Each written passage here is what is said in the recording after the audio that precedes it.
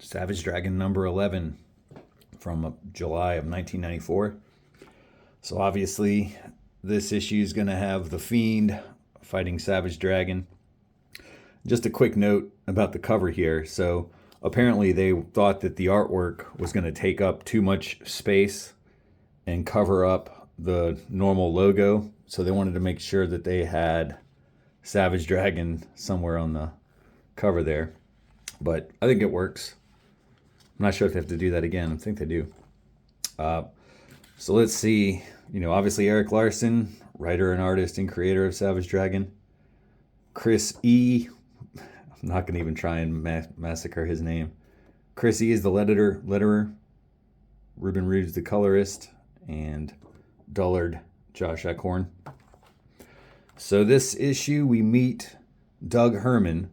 Actually, I think we met him last issue, but anyway, Doug Herman is a fan of R. Richard Richards' radio program or TV show or something.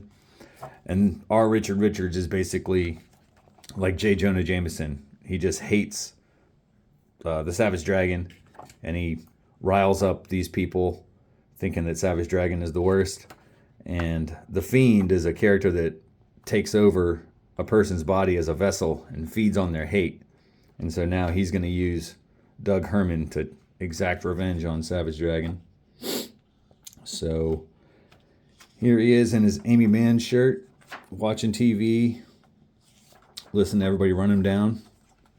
And this lady hates him more than anybody. This is Debbie's mother. Debbie is a girlfriend of Savage Dragon who is deceased after she was killed by her ex-boyfriend. And Debbie's mother thinks that Savage Dragon is responsible, so she's pretty upset. And then we also got Mace over here.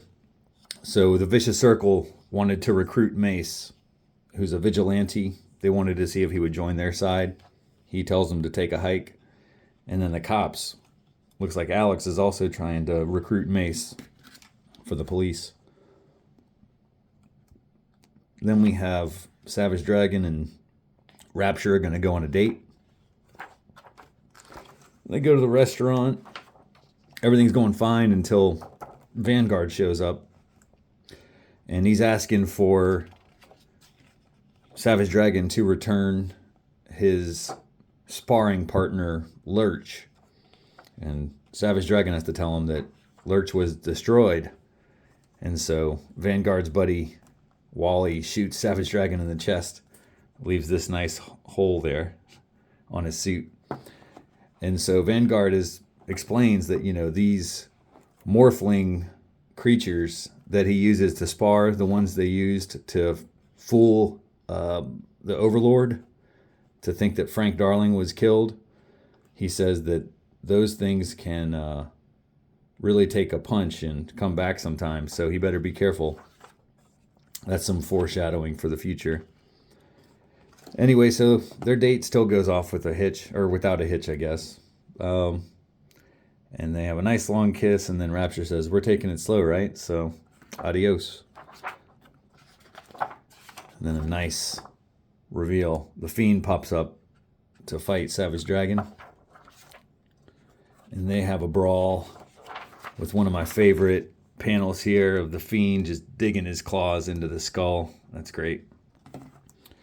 And so this guy's more powerful than last time, because last time I think he just punched him once and then the Fiend went down. So now he's really having to go toe-to-toe with this guy. And it takes him a little while longer, but he finally knocks this guy out.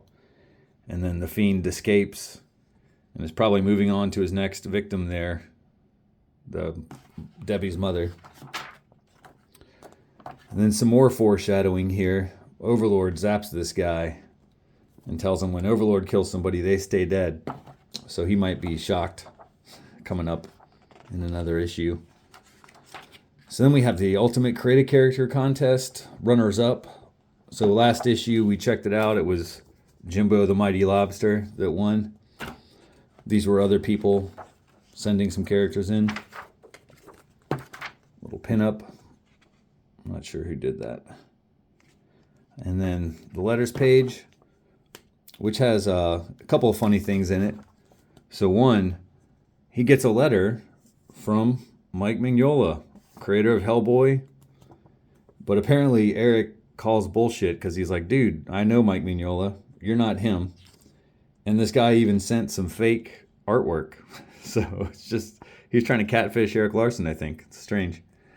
And then Larson also mentions that, just to put this in a time period, the O.J. Simpson debacle is just like I imagine he just got, the Bronco chase just happened. And so Eric Larson is upset because he modeled Frank Darling after O.J. Simpson. I don't really see it, but that's what he says. It's just kind of funny. And I think that's about it for this issue and the letters pages. That's a long ass letter. This is like 8-10 letters pages.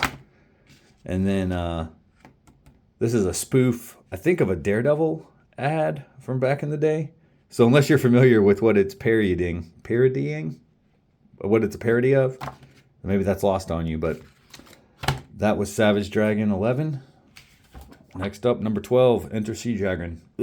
She-Dragon.